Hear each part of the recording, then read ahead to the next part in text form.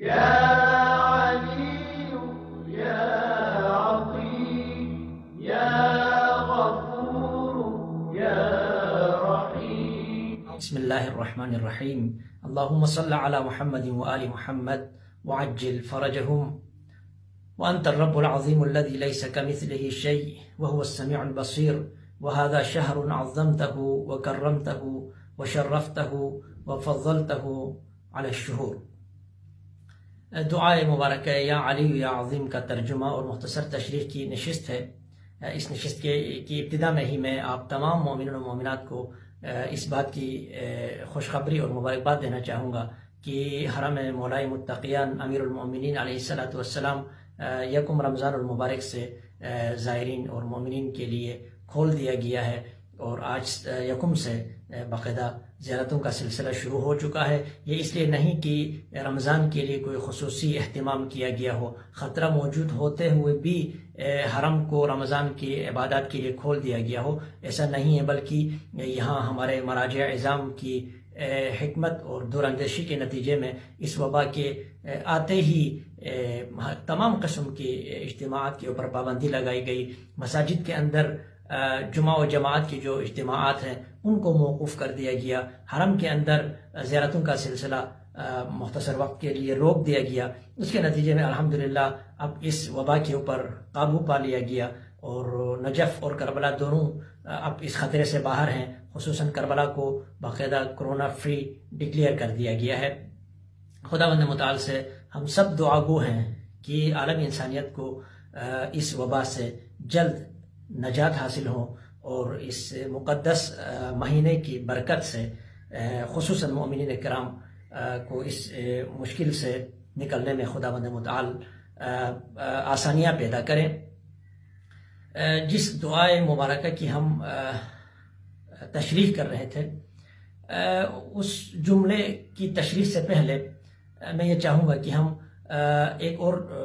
نقطے کی طرف بھی توجہ کریں۔ وہ یہ کہ انسان جب خطا کرتا ہے، گناہ کرتا ہے، معصیت کرتا ہے، جبکہ مومن انسان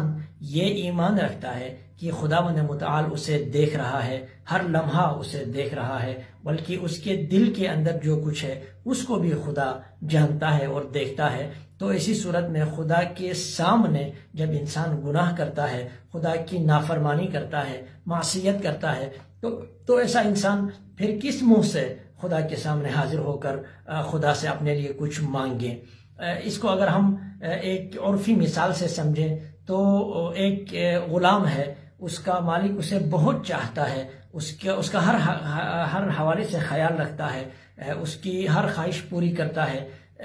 لیکن یہ جو غلام ہے وہ اس کے لیے کچھ قواعد و ضوابط بتائے گئے ہیں، اب وہ ان کی مخالفت کرتا ہے ایسی جگہ پر جہاں اس کا مالک اسے نہیں دیکھتا، اس خیال سے کہ وہ نہیں دیکھ رہا۔ بعد میں اس کو معلوم ہوتا ہے کہ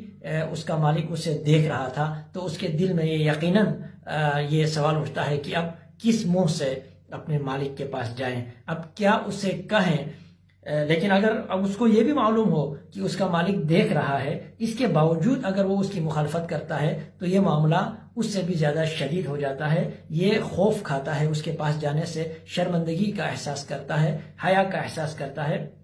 اور کوشش کرتا ہے اگر اس کے لیے ممکن ہوا تو وہ پھر اس کا سامنا نہ کریں۔ اب خداوند متعال کے بارے میں ایک طرف سے ہمارا یہ یقین کہ خدا ہمیں دیکھتا ہے، بلکہ وہ ہمارے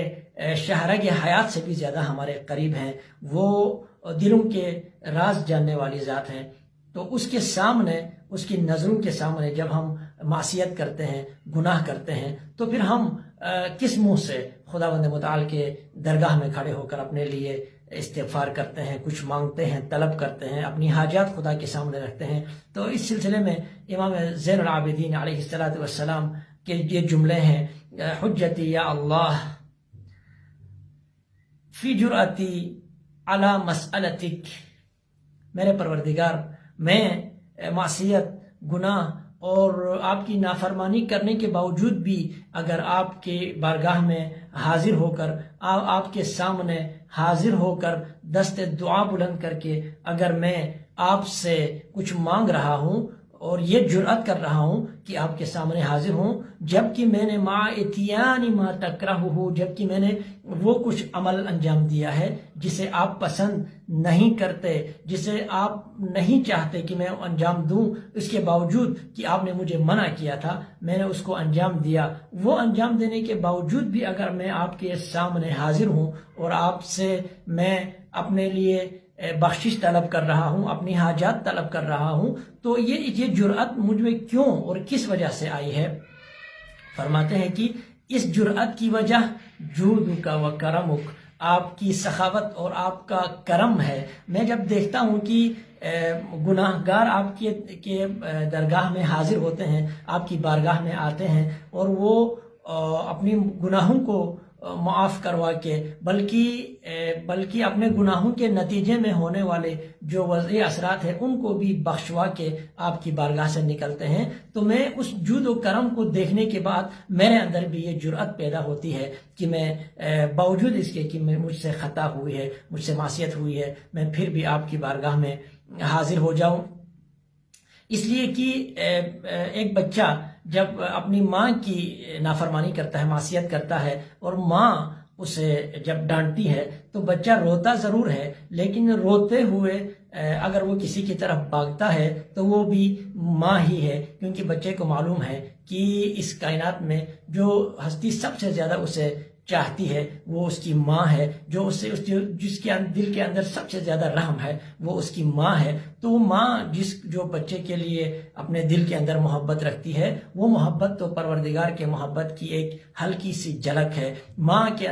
دل کے اندر جو رحم ہے وہ پروردگار عالم کے رحم کی ایک ہلکی سی جھلک ہے۔ تو یہ بچہ جب اپنی ماں کو ناراض کرتا ہے اور ماں اسے ڈانٹتی ہے تو ماں ہی سے بھاگ کر ماں ہی کے پاس یہ بچہ جاتا ہے۔ تو امام زین العابدین علیہ السلام کا ایک اور جملہ اسی طرح کا ہے، فرمایا کہ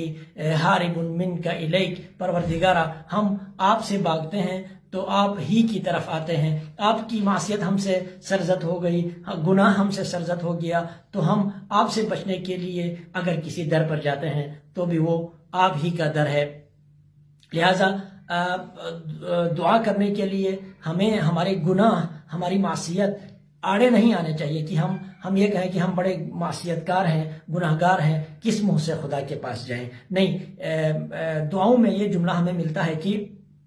وَعِزَّتِكَ مَا أَجِدُ لِذُنُوبِي سِوَاكَ غَافِرًا، پروردگارہ آپ کی عزت کی قسم،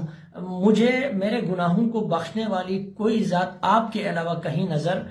نہیں آتا، کوئی نہیں ہے آپ کے علاوہ جو میرے گناہوں کو بخش دے۔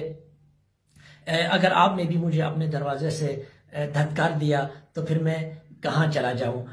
ہمارے پاس کوئی اور ذریعہ نہیں ہے، کوئی اور دروازہ نہیں ہے، کوئی اور جگہ نہیں ہے جہاں انسان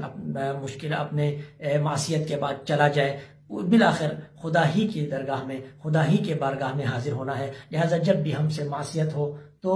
سب سے پہلے اسی خدا ہی کے بارگاہ میں حاضر ہو جائیں، خدا کے سامنے اقرار کریں، اور خدا کے سامنے اقرار کرنے کے بعد کہیں استغفر اللہ ربی واتوب الیہ، پروردگارہ یہ گناہ آپ مجھے بخش دے، میں اس کا تکرار نہیں کروں گا۔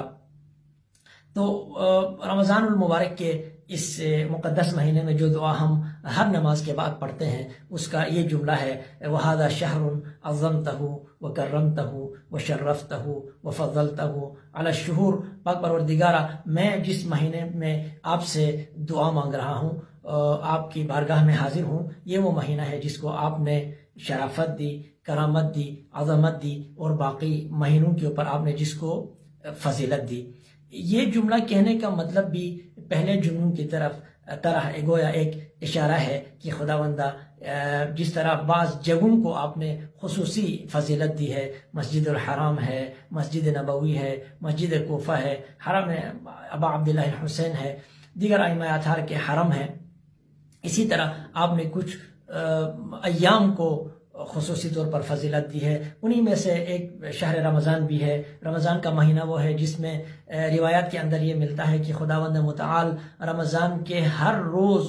10 لاکھ لوگوں کو جہنم سے آزاد کرتا ہے، اور ہر جمعہ کو کے دن اور رات کو ہر گھنٹے میں 10-10 لاکھ لوگوں کو جہنم کی آگ سے آزاد کرتا ہے. اور پھر جب اس مہینے کا آخری ایام آتے ہیں تو ان ایام میں ہر ساعت میں اتنے لوگوں کو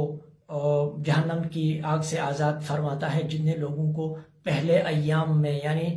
ہر روز میں اتنے لوگوں کو آزاد کرتا ہے جتنا اس پورے مہینے میں لوگوں کو جہنم کی آگ سے آزاد کیا ہوتا ہے. تو یہ وہ مہینہ ہے جس میں آپ کی رحمت اور آپ کی مغفرت وہ عظیم درجے پر ہیں. تو میں آپ کے ان رحمت اور مغفرت کے مہینے میں آپ سے مغفرت طلب کر رہا ہوں. یہ وہ مہینہ ہے جس میں آپ نے جس کو آپ نے باقی تمام مہینوں کے اوپر فضیلت دی، وہ شہر رمضان. اور میری مراد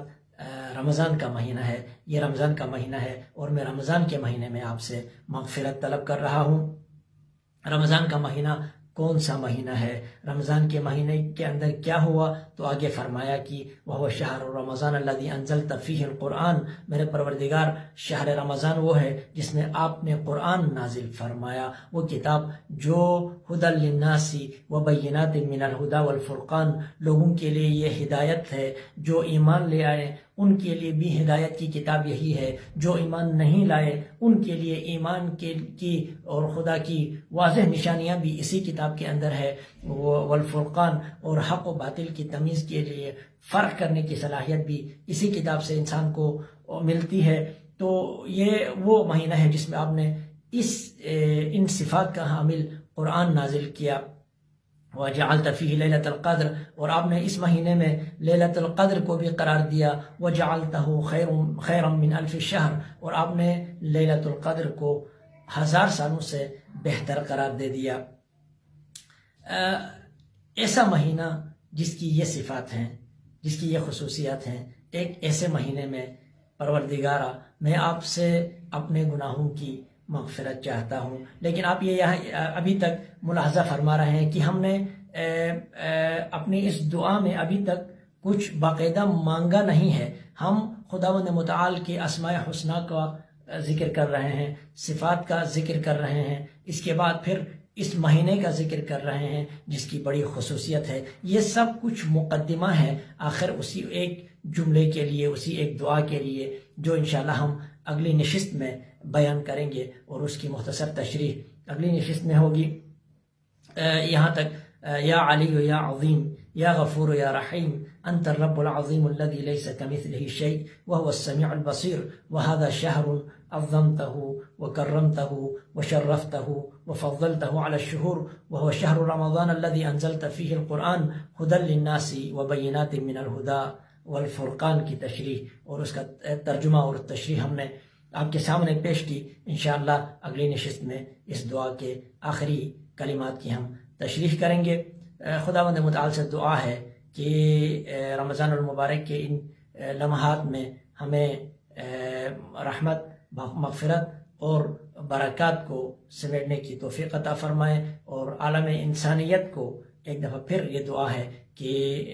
اس موجودہ صورتحال سے جلد از جلد خدا نجات عطا فرمائے، ہم سب کے گناہان کبیرہ و صغیرہ کو خدا معاف فرمائے. والسلام علیکم ورحمۃ اللہ.